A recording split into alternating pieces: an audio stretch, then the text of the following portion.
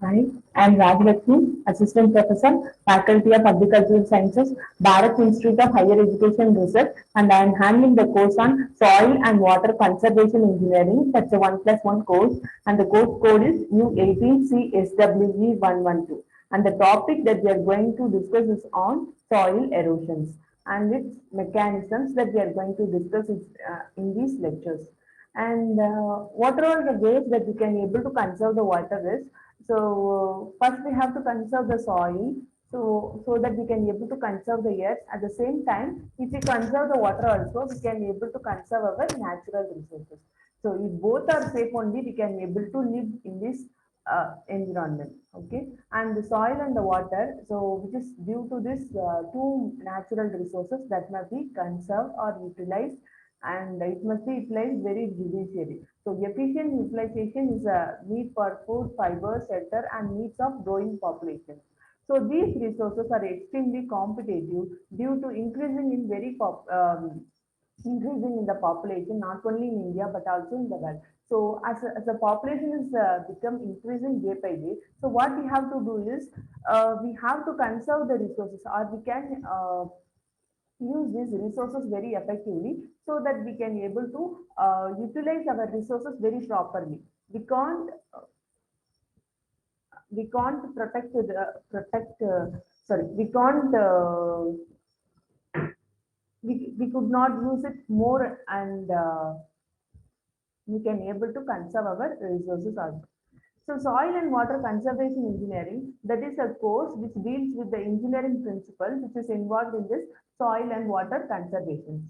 So which will include this classification of this erosion process. So which will include the how this erosion process taking place, and what are all those agronomicals and engineering methods which will be adopted for this erosion control structures. And next comes is also how we can able to design the bunds and terraces and certain gully control sectors. So these are all the things that we are going to discuss about this, discuss in these lectures. So how we can able to control on soil and water erosion. So how we can able to design these wind breaks, shelter beds in order to control the wind erosion. So what are all the ways that we can able to control it? So before going into this topic, we have to know what is in the soil. So soil it is defined as an upper part of the net surface that is penetrated by the plant roots only. So Soils and Society of America, which will defines the soil as this is an unconsolidated material, or it is an organic material on immediate surface of plant earth that will be served as a natural medium for this growth of this plant. So for the growth of these land plants, it is served as a natural medium. So this is an unconsolidated minerals on an organic matters on the surface of the earth that can be subjected to and shows the effect of the genetically environmental factors of climate that will include this water temperature effect. So in order for this macro and microorganism which will be conditioned by this relief which will be acted on this parental material over the period of the time. So if it is acted on this any parent material over the period of the time, what happens is that will be converted into the soil only.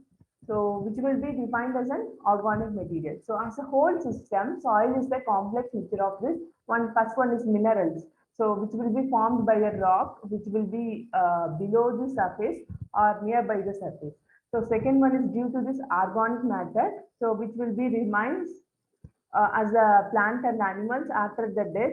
So it will be remains in the soil, which will be utilized as a source of an organic matter. Then the living organisms such as some earthworms or some worms or any grubs that will be lived in this soil. So as a result, chemical, physical and biological factors that will be very much improved in order to develop the soil also. So while focusing on the functioning of the soil, which will be served as a media for production of this fiber, food, fuel and speed. So it will be served for the regulating the water flow through this terrestrial water cycle. And soil regulate the atmosphere by emitting and absorbing this gas. mainly carbon dioxide, methane, water vapor, and anything like the dust. Okay, so soil provides an habitat for living animals that will live in the soil, such as any mice that can able to live in the soil. So to an organism such as bacteria and fungi that will be account for most of the living things on the earth. So soil process that will be utilized as a recycled nutrition that mainly consists of carbon dioxide. So carbon as a source, so that the living things can utilize them, and that will be able to live over it to an again. Okay, and soil which will be served as an engineering media for construction of this foundation or any road beds or any dams and buildings. So while focusing on the functioning of water, so there are three major functions that the water will perform. One is sustainable agriculture, sustaining agriculture. So it will be utilized as a main source for an agriculture purpose. So if any plants which wants to survive in the earth, that needs water. Okay. Next one is due to the, so which has to meet this municipal, and same time it has to meet the industrial needs also. So if some industries running in that needs adequately more amount of water. So that also meet its needs. And so for any recreation or any wildlife activities, so these needs water. So with respect to the status and water availability, so while we are focusing on this per capita availability, that is per capita land per hectare. So it has been shows that the per capita land availability, and so per capita water availability. Same times land availability is getting decreased and the water availability is getting decreased also. So then what are all the effects of this erosion? So effects of this erosion is normally there are 147 million hectare of this total geographical area of the land is available. So which will be affected by this water and the wind erosion. So in case of water erosion, what happens is nearly 93.68 million hectare of this land is affected due to this water erosion. So land degradation, the main factor that will affect these uh, land degradation quality, first one, which plays a major role is water erosion, second is wind erosion, then water logging, then salinity, alkalinity, then acidity and complex problems and the total degraded. So what are the causes of this erosion with respect to this? So destruction of this any natural protective cover, which means protective cover means, so if a stable plant is there means that will be have the ability to reduce the velocity of the water, at the same time velocity of the wind. So what maybe it happens means why it is what is the way that will happens to destruction of this protection of this natural protective cover means. So if they are doing cutting down of the trees or overgrazing of the animals or any forest fire, so what happens is the land cover getting affected, so that the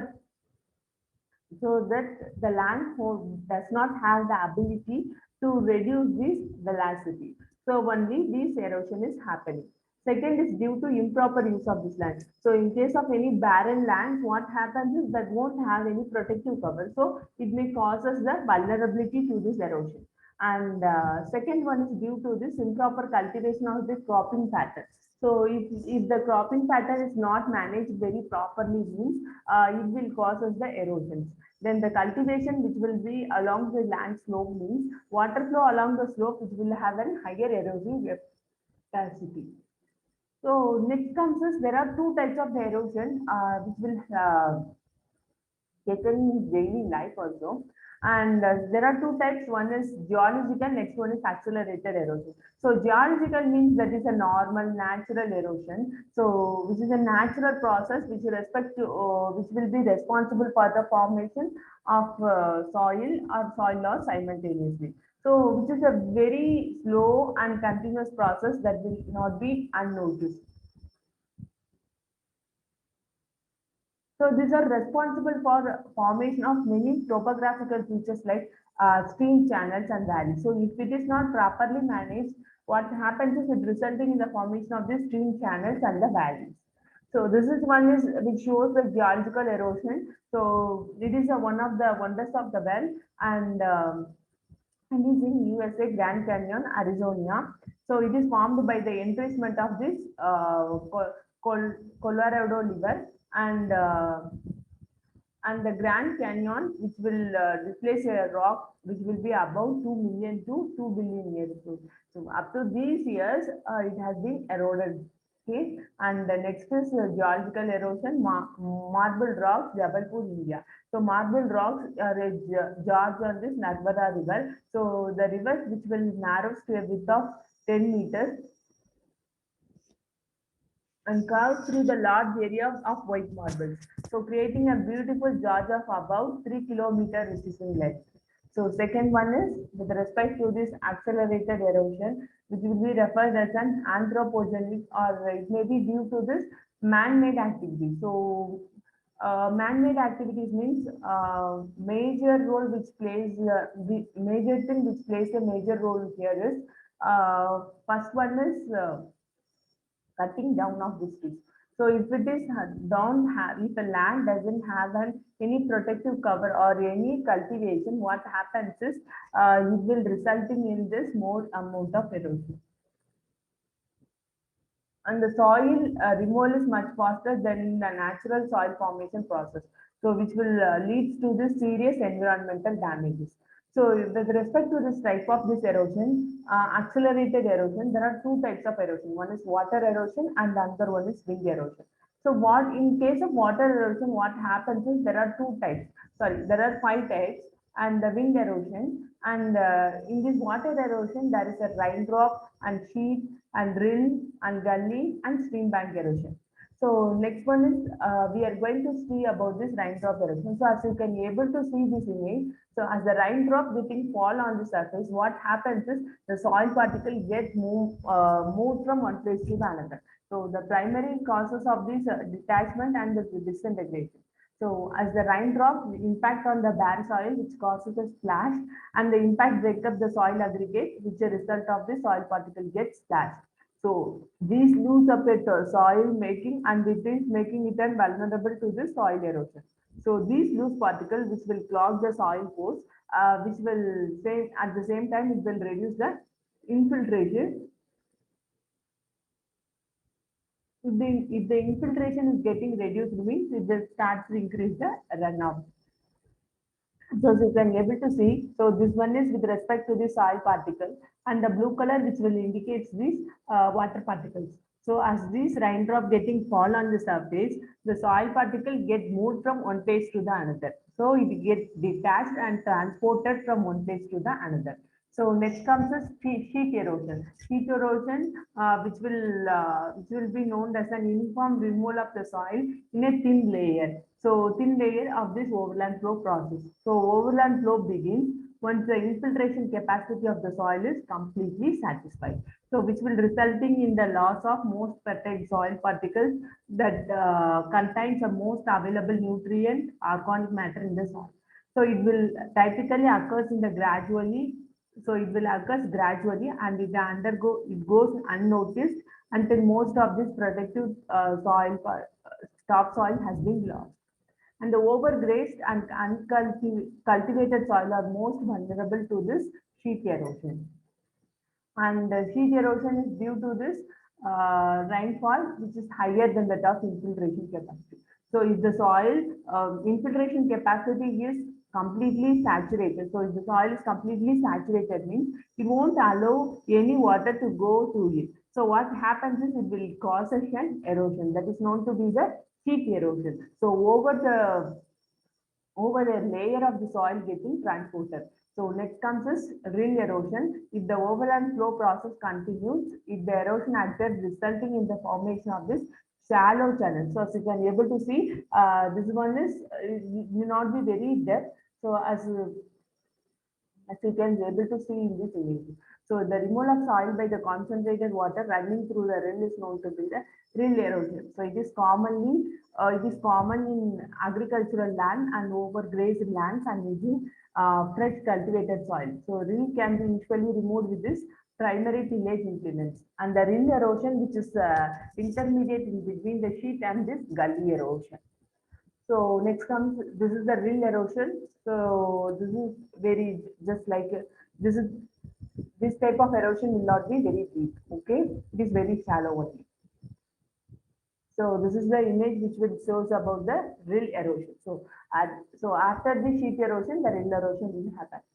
Next comes is gully erosion. If the rills are not properly destroyed, rills are not destroyed, the detachment which will continues, and these rills which will grows wider and deeper. So which will resulting in the formation of these gullies, and these cannot be smoothened out by the normal cultivation. So advanced and the last stage which is known to be the gully erosion. So at this stage of this gully erosion, you can't be able to control it. So if this you can able to see this, this one is very shallow only, and after going through this rill erosion, it has the ability to cause damage to the tractor itself. So because it is has been turned the rill into this gully. So next one is this is the image which will shows about this gully erosion. There are two main processes which will be involved in this gully erosion. One is waterfall erosion and the other one is channel erosion. And the overland flow falling into this gully heads undercuts, which will resulting in this upslope extension of this gully. So water flowing through this gully erodes the beds and the side causing a walls to collapse and slumping in the slide walls. So if the erosion which will be happen in the upslope extension, this is known to be the waterfall erosion. If it is happen inside the side of the channels, that is known to be the channel erosion. So with respect to the stages of this gully development, so up to the first two stages, you can be able to control this erosion. So if it goes beyond the stage two means you can't be able to control because it is getting stabilized in this healing stage itself. So first one is formation stage. Formation stage means downward scoring of this topsoil. Second one is development stage. So consists of the movement of this gully head and the enlargement of gully with respect to this width and the depth. So next comes healing stage. So vegetative growth begins in the gully. Next, third, fourth stages, stabilization stage, vegetative cover spread over this gully surface such that the gully reaches a stable gradient and the wall which will attain a stable slope. So this is with respect to this gully. So in these four stages, what happens is first stage, so topsoil is getting scored. So downward scoring of this topsoil which will happen. In the second stage, what happens is the rill which will get involved increased or it starts to grow with respect to this width and the depth. So third stage is healing stage. So vegetative growth begins and begins in the gullies. So completely vegetative growth is getting covered in this stabilization stage. So next comes the classification of this gully. So it will be based on the shape. One is U-shaped gullies and another one is V-shaped gullies. So U-shaped gullies means it is formed where the both top and the subsoil having the same resistance to this erosion. So both the top and subsoil getting affected. And V-shaped gullies means where subsoil have the more resistance to this resistance than the topsoil against this erosion. So based on the size, there are three types of this gully. One is small, medium, and the large type gully. So with respect to this depth and the drainage area, these gullies are getting classified. So depth which will be more less than 1 meter and depth will be around 1 to 5 meter, more than 5 meter. So drainage area less than 2 hectare and drainage area 2 to 20 hectare and the drainage area which will be more than 20 hectares. So with respect to this stream bank erosion, so this refers to the pouring and undercutting of the soil below this water in the stream. And it will be caused by the water flowing in the sides of the stream. So which is a natural process and but the rate at which the occurs it may be influenced by this human activities only. So it get aggravated due to this removal of this vegetation, overgrazing and cultivation in the areas which is very close to the stream banks only. Second comes is wing erosion. So wing erosion, which is the removal of the soil from an area due to the action of this wind. So if it is, the wind is having a higher velocity, it has the ability to transport a soil particles from one place to the another. So mostly it will occur in the low rainfall area. So when the moisture content is at wilting point or below. So it may caused by the light, wind, and that rolls the soil particles along the surface through the strong wind. So that has the ability to lift a large volume of the soil particles into the air, and it will create the effect of these dust storms. And why do these people affect the soil erosion? So main thing is deforestation. One is due to the forest fire or due to the influence of this human activities. So this erosion, which may be affected by the people due to this forest fire or any deforestation activities. So second comes is while you are doing this for any construction activities, so this may resulting in this erosion process. And tradition, instead of doing such like this, what you can do is certain cultivation practices or any crops that can be planted. So it has the ability to control the erosion. But instead of the crops, you can plant the trees, because the trees which can withstand at a very higher velocity when compared to these crops. So it has the ability to reduce these wind velocities. So on the same time, it has the ability to reduce this erosive velocity also. So you can go for an cultivation practices. So with respect to this factors affecting the soil erosion, there are certain factors that will be affecting the soil erosion. Factor is one is climate, next one is topography, then vegetation and the soil. So with respect to this climate, climatic factor, rainfall, wind, humidity, and solar radiation, this plays a major role. So rainfall, which is the primary cause of this raindrop splash erosion. So raindrop, which has the ability to discharge the soil particles, while the runoff transport the detached particles. So the amount and the rate of the soil erosion, which will completely depends upon the amount, intensity, and the frequency and the duration. So amount means how much amount. With respect to this, you can mention it as a 5 centimeter rainfall.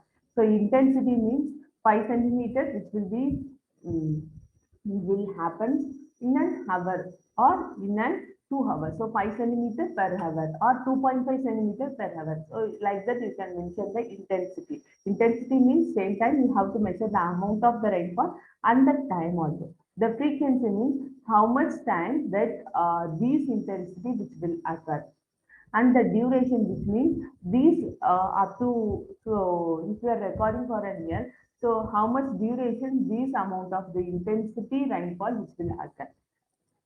So when the both and the amount and the intensity are high in a given storm, erosion will be very serious. So because if it is intensity is higher, means erosion will be very serious one.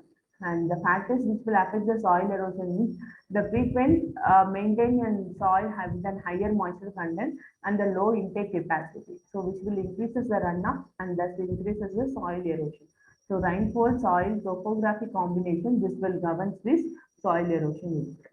So with respect to the factor affecting the soil erosions, wind characteristics. So wind speed that will govern the extent of the soil erosion by the wind. So also it will also affect the erosion by the water, as the wind characteristics influence the rainfall velocity and the angle of the impact.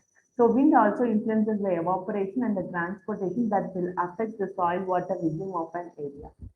Second is the factors affecting the soil erosion with respect to the humidity and the solar radiation. So it will influence the temperature, and thus it will have an indirect effect on the soil erosion. So as India is very close to the equator, so radiation is high throughout the year, which is normally in the range of 150 to 200 watts per meter square. So temperature, which will impact the evaporation and the transpiration, and it will affect the soil water regime of an area, especially during this dry long spells.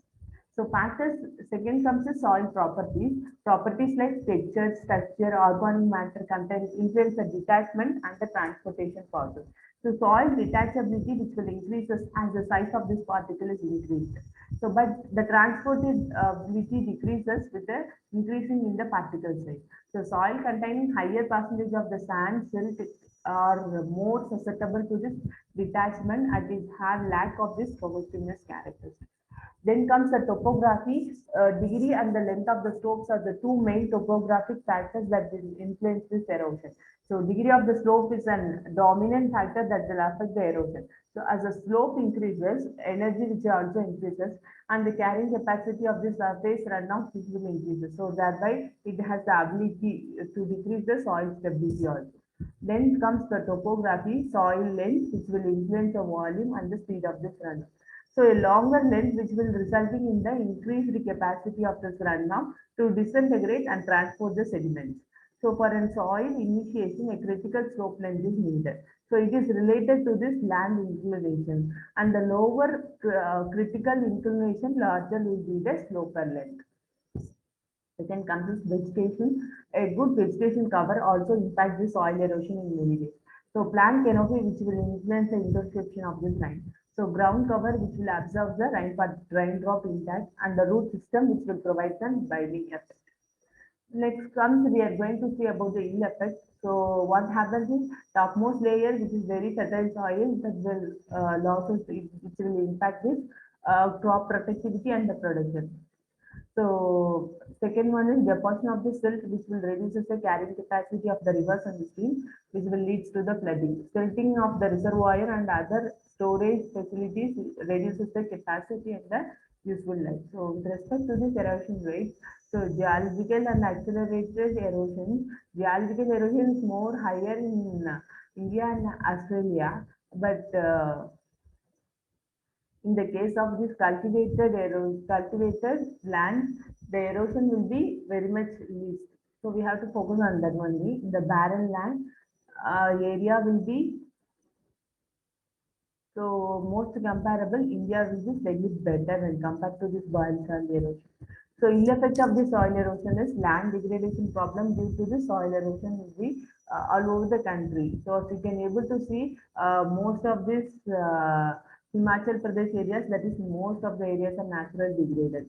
So with the comes to this topmost point, um, sorry, bottommost point, Tamil Nadu, which is having a lower to medium degradation rate. Second comes is water logging which will be caused by surface flooding or due to this rise of water table. So which will be an area of an 8.53 million hectares which will be affected by the water logging plan. So water logging due to the surface flooding which will be predominant in the state of West Bengal, Assam, Bihar and Odisha. And Bihar, Andhra Pradesh, Uttar Pradesh, Kerala, Punjab and Haryana. Soil salinity, saline soils are most prevalent in land as well as the coastal areas. About 5.5 million hectares is affected by this problem in the country, which will include arid, semi-arid areas of Rajasthan, Gujarat, black soil regions, and coastal areas.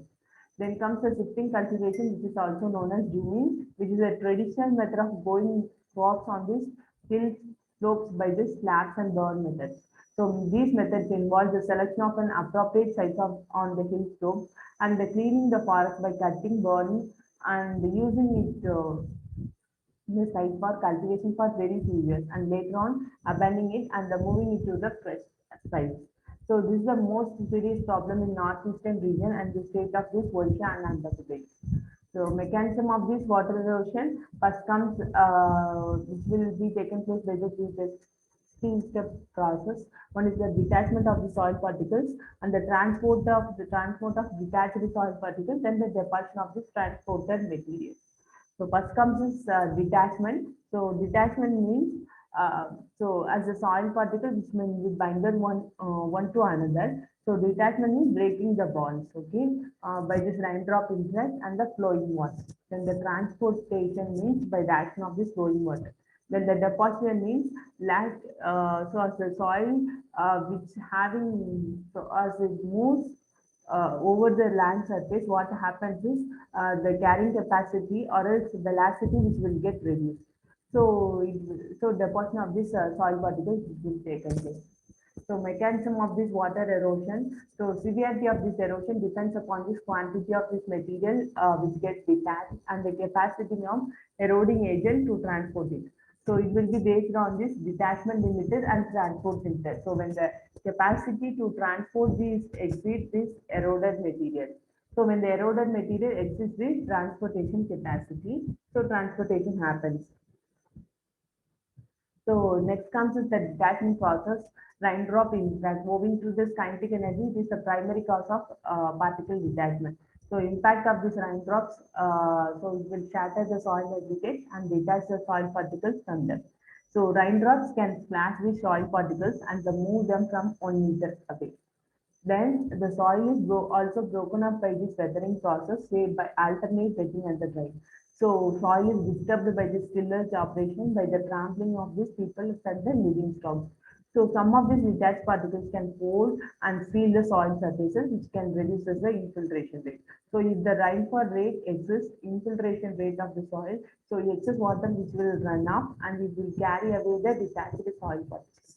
So detachment always measured by using this kinetic energy of this rainfall, which can be estimated by using this Wissmiller and Smith equation. So which has displayed in this slide, E which is equal to 0.119 plus 0.0873 log L. So where E is the kinetic energy, I is the rainfall intensity. So in general, soil detachability, which is having an which is always in proportional with the size of the soil particles. So sand is very easily detached when compared to this clay particles. So then transportation, detached soil particles are carried down by the slope by the runoff. So the overland flow is dominant in the transporting agent. So water flow in the rills, gullies, which is the next important agent. So quantity of the sediment and the distance they are carried depends upon the flow velocity and the runoff volume. So smaller particles are readily carried than that of larger particles. Smaller particles means clay which are readily carried when compared to these larger particles like sand. So as you can able to see this, first you have to see this direction of the flow as the suspended element, then the dissolved element, then the larger particles which are pushed or loaded to the along the stream banks, and the smaller particles which can move by this bouncing process. So one is you can able to roll or you can able to bounce it.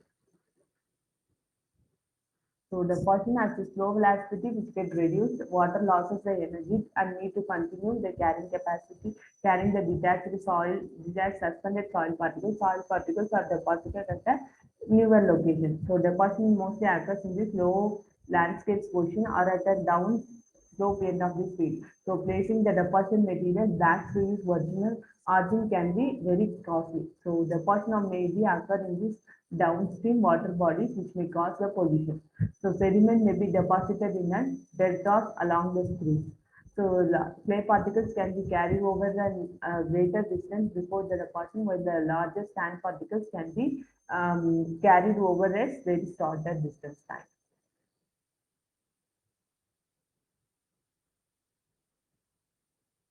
So which can be so such as clay particles that can be carried to an so as the clay particles which are very smaller in the size, it cannot take very longer time. But in case of sand particles, which can be which will be larger sand particles that will be so as the weight increases, so it can be carried to a very shorter distance only. Thank you.